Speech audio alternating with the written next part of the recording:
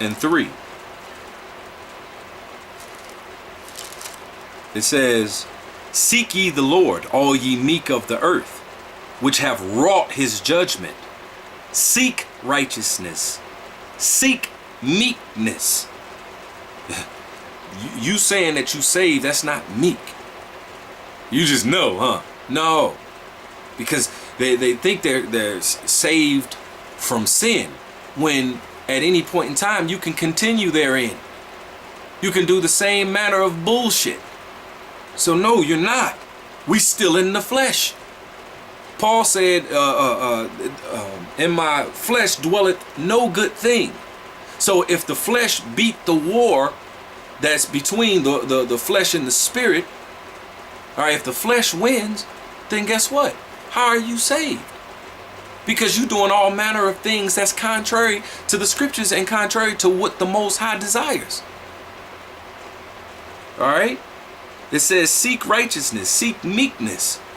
It may be ye shall be hid in the day of the Lord's anger." And that's what we're trying to be saved from. Because in the day of the Lord's anger, he's bringing wrath. He's bringing destruction. He's bringing hot fire for that ass. And if you're not found looking for him, if you're not found in faith and showing your faith by your works, and ultimately if you're not part of the elect, that's your ass, Mr. Postman. All right? But it says, "Seek righteousness, seek meekness. It may, just maybe, possibly, maybe, ye shall be hid in the day of the Lord's anger." Lord willing, I'm hid in the day of the Lord's anger. Lord willing, I endure until the end. I know all my dirt. And it is hard to see it, but Lord willing, all my ignorances, even now, in the truth, Lord willing, I'm hid in the day of the Lord's anger. Lord willing, he don't take that spirit away from me. Lord willing, I continue in the truth and following the law, statutes, and commandments to the best of my ability, and having the faith and showing my faith by my works, Lord willing. This is 2nd Esdras 16. 2nd Esdras 16 and 8. It says,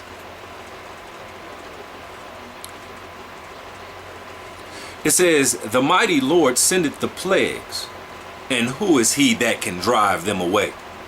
A fire shall go forth from his wrath, and who shall be able to quench it? He shall cast lightnings, and who shall not fear? He shall thunder, and who shall not be afraid? The Lord shall threaten, and who shall not be utterly beaten to powder at his presence? The earth quaketh, and the fountains thereof. The sea ariseth up with waves from the deep, and the waves of it are troubled, and the fishes thereof also, before the Lord and before the glory of his power. For strong is his right hand that bendeth the bow. His arrows that he shooteth are sharp, and shall not miss. When they begin to be shot into the ends of the world, behold, the plagues are sent, and shall not return again until they come upon the earth." That's what I'm trying to be saved from. I don't know what you cats talking about. You saved, sanctified, and filled. Saved from what? Verse 15.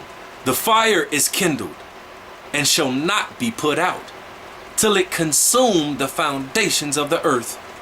Like as an arrow which is shot of a mighty archer returneth not backward, even so the plagues that shall be sent upon the earth shall not return again." And then this is what Esdras said.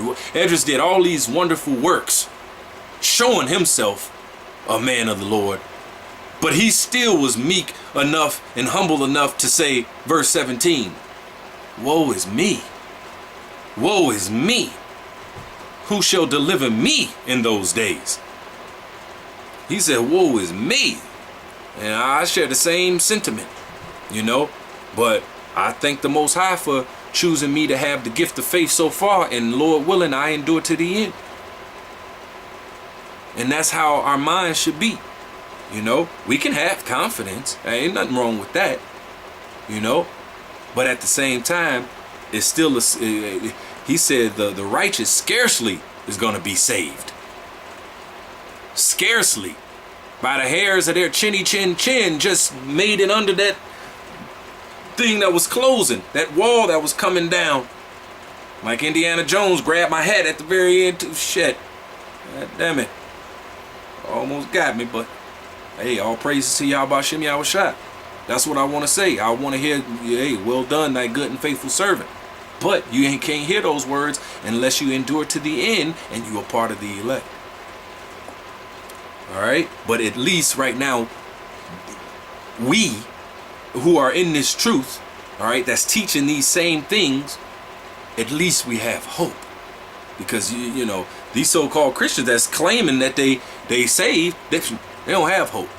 Your regular nigga, you know, they don't have hope. All these niggas that's in these philosophies and religions, right now, they don't have hope. All right? This is Romans 9 and 27. Romans 9 and 27. It says, he says, also crieth concerning Israel, though the number of the children of Israel be as the sand of the sea, a remnant shall be saved. Only a remnant shall be saved.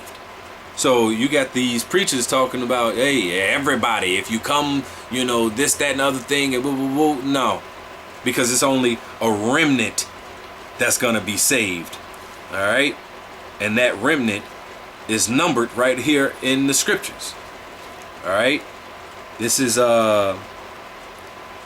Zechariah 13 and 8.